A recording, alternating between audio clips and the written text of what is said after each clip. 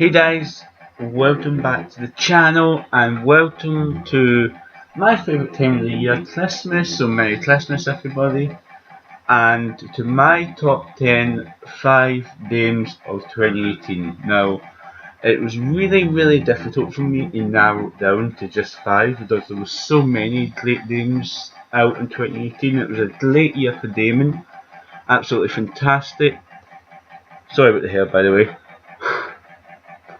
And but I narrowed it down to 5, and here they are. So number 5 was Far Cry 5, and that's right.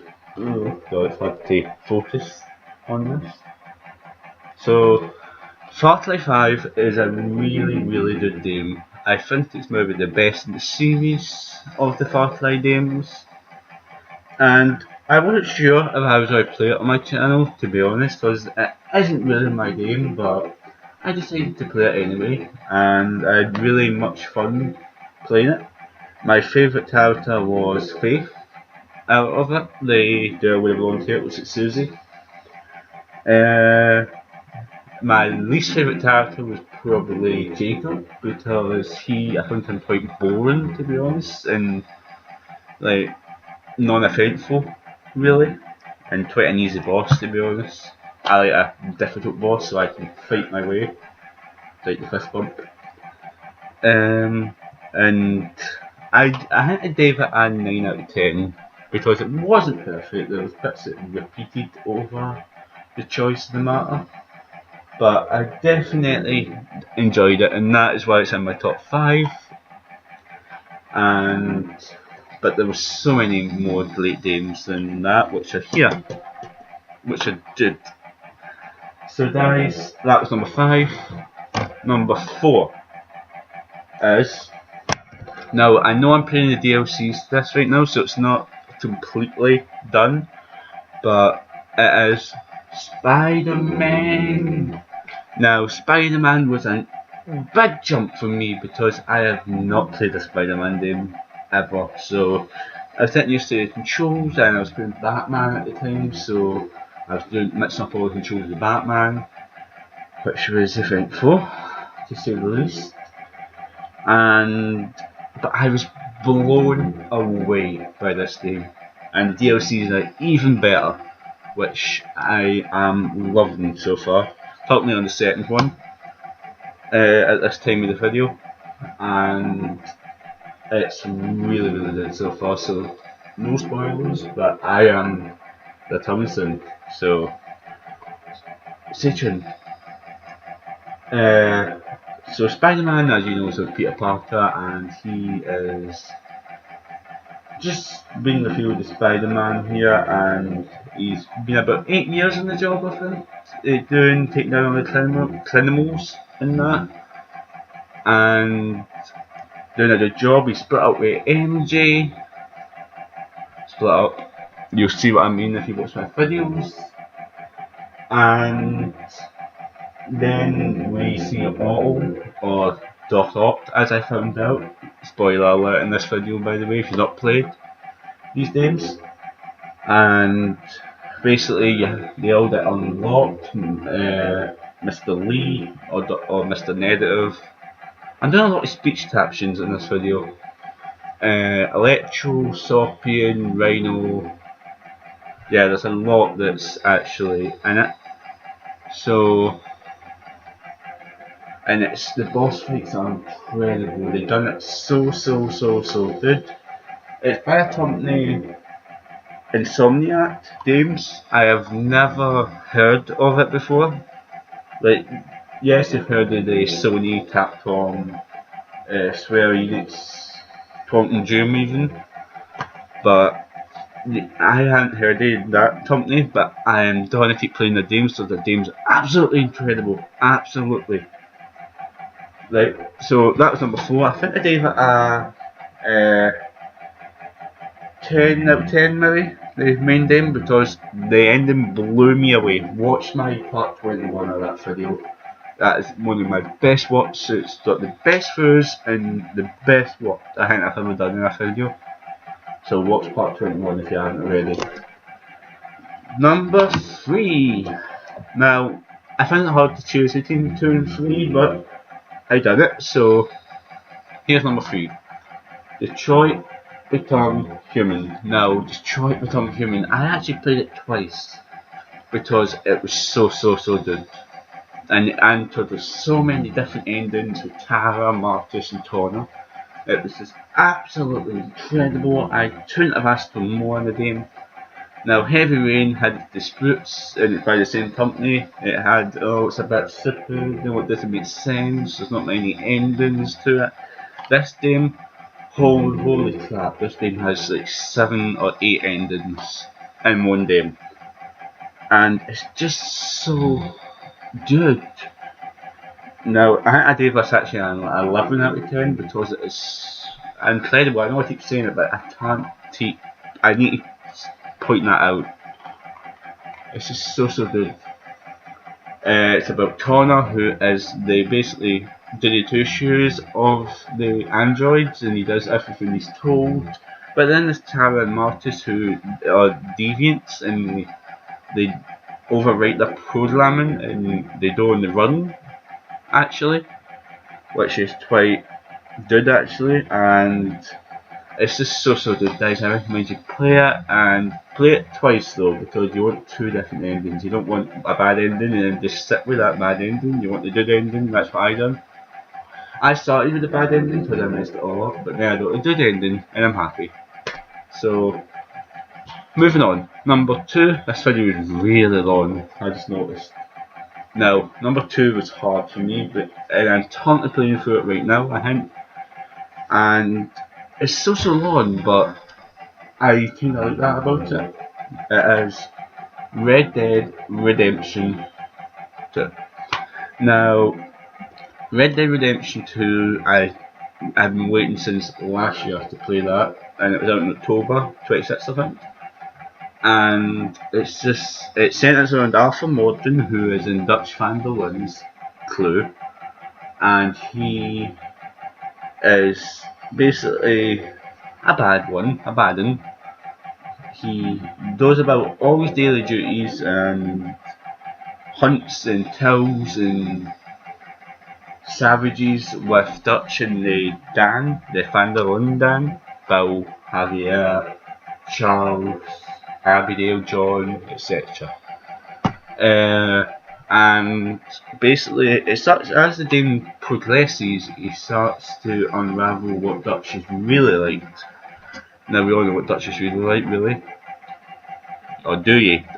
I haven't played the first game yet, but I have in my spare time, so I do know the backstory of it. But Arthur, I think John Marston is who's the protagonist in the first game. I do think he's better than Arthur. I know I'm getting a lot of hate for that, but I do think he's better because John just has something that Arthur doesn't. But Arthur is so funny. He always makes me laugh every video, and I laugh at it, and you know me. And I just found it so inspiring to play actually. Now I love every character in it. I literally cannot point one out that I don't like. Maybe Micah. Wait, maybe Micah. Yeah. And this game I can't comment on because I've not played it all yet, but so far it's a 10 out of 10 because it's absolutely brilliant so far. And it just deserved to be in my top 5 because everybody must be in everybody's top 5. And I've had so many comments as this dude, should I buy it for my husband? Oh my god, you absolutely should. Anybody, or buy it for your girlfriend or your aunt, uncle, dad, etc. So guys, buy these games that I am urging you and telling you to buy. See? I don't know why I'm doing hallelujah here, but oh, I'm just so happy. Alright, and my number 1 spot, number 1. Don't ask. Don't ever make me do a dance move again. Right. Number 1 is God of War. That's really hard to see. but you might see it. Right, God of War. Now, God of War was the Game of the Year in the Game Awards 2018, which I'm really happy about because it had something that the others do not. It had brilliant story, tipped with them all. It had brilliant boss fights, tipped with some of them. And it had really, really good dialogue. Now, it made you laugh, it made you cry, it made you feel sad, it made you feel happy, it made you feel angry at some points with a chase. I still remember that little shit. And Mamiya, the shrunken head person, was so funny. I just remember. Now, I played this all the way back in June. And it was, I still remember it like it was yesterday. It was so good. It took me 26 episodes to complete. Now that's just random for me. I feel something that I told. I can feel my nose a lot. And no, the thing this thing of criticism with was it was a bit repetitive. Like the same sections were getting approached each time. I don't see that because that's just going over the same areas to get to a different point in the game. So all those people would say that there's different, that it's just the same stage over and over. I don't believe that. Just ignore the elements. Personally, I love Kratos. I think he's a good father deep down. He just has a bit of bonding to do with his son. That cliffhanger at the end with his son, by the way, I'm not going to spoil it, but was absolutely amazing. Who you found out who Atreus' his real name is. I'll point that bit out.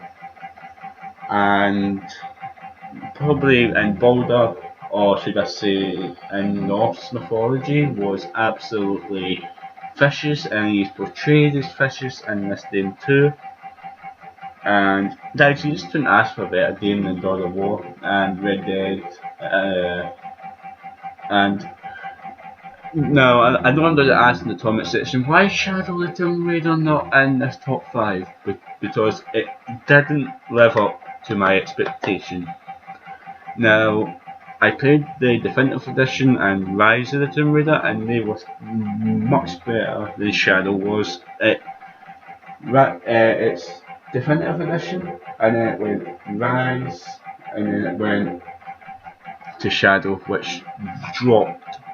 Now all that with Patiti and that, I just found it really boring actually. So that is why Shadow of the Tomb Raider is not on my list. And also the main boss guy was so bland and so kind of pathetic actually. So you want a boss to be ruthless, not like wimpy. That's what I got for him. And that is the reason this video might look a bit grainy, is because I'm using my old camera and I've not used it for ages and it feels dead weird using this camera. So guys, in essence, it's Far Cry 5, number 5, coincidentally right enough. It's then Spider-Man for number 4, with the DLCs close behind, and then it's Detroit Become Human, and then it's Red Dead, which is a close one but still made it to number 2, so you should be happy with that, Red Dead fans, which I also am. And then God of War. And guys, that is it for the top 5, but I have something else to say on a personal note. I just want to say thank you for all your support on every video that I put up. I started putting polls up on the community section on my channel, and it's been a treat. People are voting, and I love it, and I love all you guys as much as the other one. And I just want to say a big massive thank you to you all, and a Merry Christmas, and I hope all your dreams come true. And also, I think a sad note, as you probably know, Suzy Lou, my all-time favourite YouTuber, and oh my god, she just put up a video about her granddad passing away. Now, My granddad passed away before I knew, like before I was born. So I never really got the impact that I know it is because I lost my dad and I lost my uncle and my uncle who felt like one. He was really my dad's friend, but he felt like an uncle to me.